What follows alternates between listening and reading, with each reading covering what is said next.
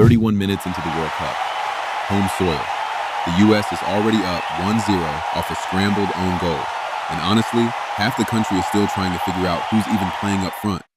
Then this guy gets the ball at the back post and buries it. Less than 10 minutes later, he does it again. Top corner. Perfect. 2 goals. Should have been 3. We'll get to that. If your first reaction was, wait, who is this guy? You're not alone. And that's exactly the point. And if you've ever sat through a USMNT game thinking, who's actually going to score for us? Yeah, smash like because we're about to answer that. For real this time. For years, the take on USMNT has been the same. Pulisic, McKinney, Reina, plenty of talent in midfield. Up top, nobody you'd actually trust in a knockout game. And Folarin Balogun, the guy who's supposed to fix that, has spent the last 2 years getting absolutely buried in the discourse. He only switched to the US because England wouldn't pick him. He's hurt every other month. Great in Ligue 1, sure, but can he do it when it actually matters? And look, some of that wasn't even unfair. 2024-25 was rough. Shoulder surgery in December, out until spring. Then an ankle injury basically ended his season anyway. 4 goals. That's it. For a guy Monaco paid 40 million euros for. So heading into this World Cup, a lot of USMNT fans were bracing for Balogun to be the guy who looks great on paper and disappears the second the lights come on. Here's what that take completely misses. Go back further, 2022-23. Balogun's on loan at Stade de Reims, 21 years old, barely anyone outside France watching. He scores 21 goals in 37 Ligue 1 appearances, one of the best scoring rates in the entire league. That's not a development squad number. That's a this guy's about to be a problem number. Arsenal saw it too, sold him outright to Monaco for around 40 million euros, 5-year deal.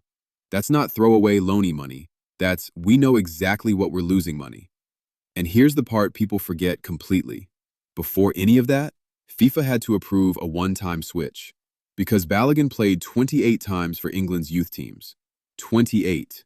He picked the US anyway. His words, "It became a no-brainer. It feels like I'm at home here." That's not a guy settling. That's a guy choosing. Now, the injury year. Real. 4 goals. Brutal season. Fair criticism. But this season, before the World Cup even started, 13 goals, 4 assists in just over 2,200 minutes. Average match rating, 7.03. Quietly, one of the best forwards in Ligue 1 again. Nobody was talking about it because nobody was looking. And then today happens. 2 goals, World Cup opener, home crowd. 29 caps, 11 goals for his country now. And it should have been 3. An earlier finish got called back for offside. Pulisic a fraction over the line in the build-up. 2 years of people writing him off. And the response was, do it on the biggest stage the sport has, on day 1. So here's the debate, and I want you to actually pick a side. Is today's brace about Balogun, the finishing, the movement, a guy who's finally healthy? Or is it about Pulisic, the guy setting up goal after goal, doing the actual creating? Balogun or Pulisic? Who's USMNT's real X factor right now? Comment your pick. I'm reading every single one. So why does this actually work? It's not just good player has a good day. Balogun's not a target man. He's not out there winning headers and holding up play. His game is timing. He sits on the shoulder of the last defender, and the second the ball goes wide, he's already moving into the gap behind. Both goals today? Same pattern. Ball goes to the flank. Balogun's already gone, making the run before the cross even happens. And here's where Pulisic matters. Pochettino's setup overloads the wide areas. Pulisic drifting inside, fullbacks bombing on, McKinney arriving late. That creates exactly the kind of 2-on-1 cutback situations where a poacher like Balogun gets fed. Compare that to 2024-25 at Monaco. Different system, fewer of those service patterns, and Balogun's numbers, even when healthy, actually dipped. Put him back in a setup built to feed exactly his strengths, 13 goals. Then 2 more on the biggest stage there is. This isn't random. This is a player whose skill set finally got matched with a system built for it at the exact moment it matters most. Let's actually put the whole story together because it's a wild one, especially if you've never heard it before. Born in Brooklyn, to Nigerian parents, Yoruba family. 1 month old and he's already in London. Grows up English, sounds it, plays like it. Arsenal grabs him at age 10, signs his first pro contract at 17. 2 years later, 19 years old, first team debut, Europa League. Comes off the bench against Dundalk, scores and sets one up. Kid looked ready. Loan to Middlesbrough, solid, not spectacular. 3 goals. Then Reims, 21 goals. Suddenly everyone's calling.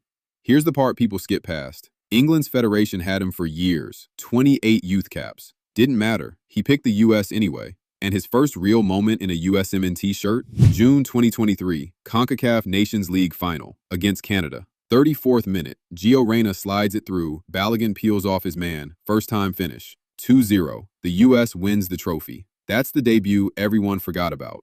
Monaco pays $40 million, 5-year deal. Then it almost falls apart. Shoulder surgery, ankle injury, a lost season. 4 goals, full stop.